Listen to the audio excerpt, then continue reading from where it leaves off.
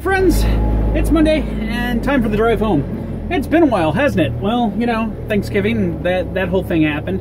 And then the week after, I was home a lot.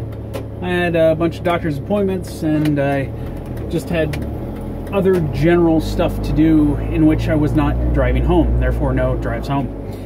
So, what have we got on the plate today? Well, today I actually had something in mind for once, instead of me just you know, brain farting. So today I wanted to review or recommend, or however you want to do it, a particular anime I've been watching. Now, mind you, I haven't finished it yet, but I've watched a pretty good portion of it, so I think I can say pretty solidly what I think about it. It's this painfully adorable romantic comedy called My Love Story. So right then and there, if you're not into things that are really, really cute or romantic comedies, you can probably just kind of tune this out and tune in tomorrow. But I will say this, I'm not a huge proponent of romantic comedies, especially not here, because most romantic comedies stem from the whole will they, won't they thing, and a whole shitload of miscommunication. Like, all of their conflicts stem from miscommunication and just things of that nature. Dude trying to run across the street. There we go. And so they're not really that fun, because the entire time you're just screaming, if you just fucking talk to each other, you'd have this settled.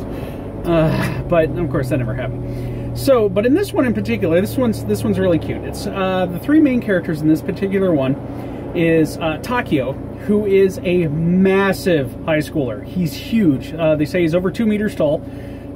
His mom was an ex-wrestler and kind of moved that tradition into him, so he's built like a brick shithouse. I mean, he's just this tank of a guy, and he's super nice. He tries to think the best of people, and he's just painfully awkward, just socially awkward, because he's, you know, most of the time people are so intimidated by him that they can't talk to him, therefore he doesn't have a lot of interaction. Except for, which brings us to our second main character, Suna. And Suna is his best friend. Suna, he's known since they were little kids, and Suna is your typical bishinin. He is the adorable guy that all the women love because he's so cute. Well, okay, not adorable. He's very, very handsome, is what I should say. He's a very handsome guy, but he's also very quiet and reserved. He mainly just wants to keep to himself and read books. But Takio, they work well together, because while they're kind of socially awkward a little separately, together they kind of bring out the best in each other, and it's kind of funny watching, because Takio's always up in Suna's face, asking him questions, trying to get information, trying to understand things, and Suna's more the type to just kind of back off, let people do their own thing, but offer help or advice when it seems to spring up and not push it on anybody. While Takio's always trying to do the best for everybody all the time and trying to get in the middle of stuff if he can help it. And then our third main character is Yamato. And Yamato is a super cute little girl who falls in love with Takio when Takio saves her from a groper on the subway, if I remember correctly. I believe that's correct. My memory's not the best, so I get details kind of fuzzy, but I think if I remember correctly, that's what happens. Well, so she starts showing interest in him, but due to his history, Takio feels... Because Takio's entire life has been, as romantically, his entire romantic life has been centered around girls warming up to him to get to Suna. They just want to date Suna, because Suna's the very handsome, silent type, you know, that girls really go for.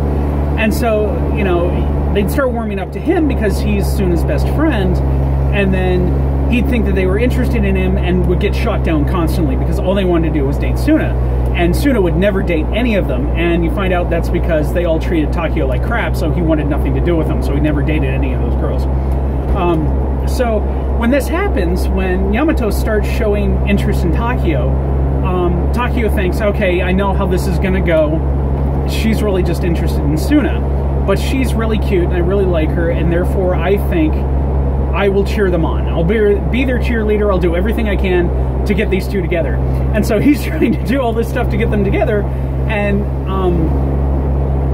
Yamato keeps making excuses to hang out with Takio because she really likes Takio, but Takio always brings Suna along because he really wants to hook her up with Suna. And in like just the third episode, I mean, this is as far as we get with this whole romantic comedy shtick.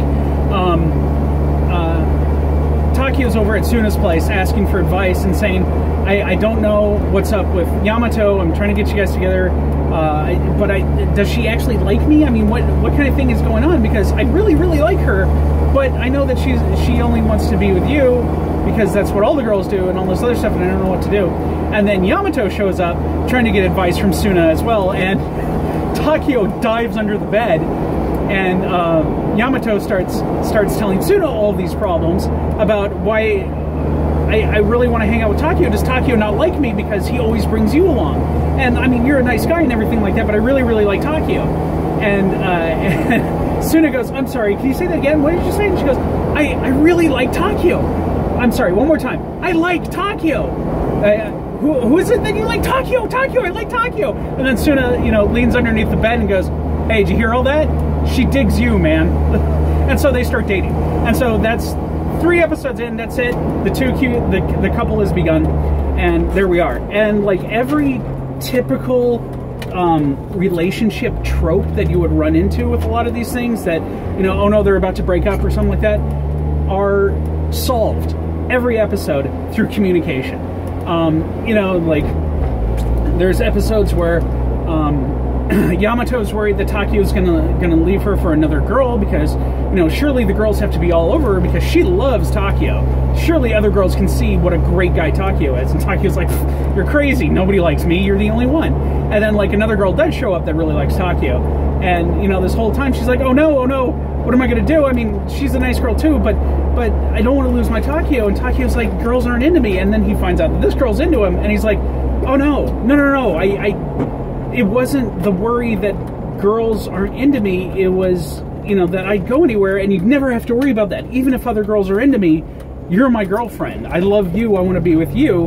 And therefore you never have to worry about that because you're the only girl I'll ever like that. And that's solved in like 2 episodes. And you know, that's it, because they talked it over. They figured it out. And, you know, there wasn't any of this, oh, you're acting like an idiot. Oh, we have all these problems, all this other stuff. And I mean, it's adorable in that, you know, you've got Takio's social awkwardness, so and Yamato's socially awkward as well, which is why they had the communication error in the first place. But it's them overcoming that social awkwardness to kind of blossom the relationship, and also just to interact with other people as well. And it's a really adorable series, and I highly recommend it. It's a lot of fun to watch. And yeah, that's it. And I'll see you guys at home. Maybe we'll watch some anime together.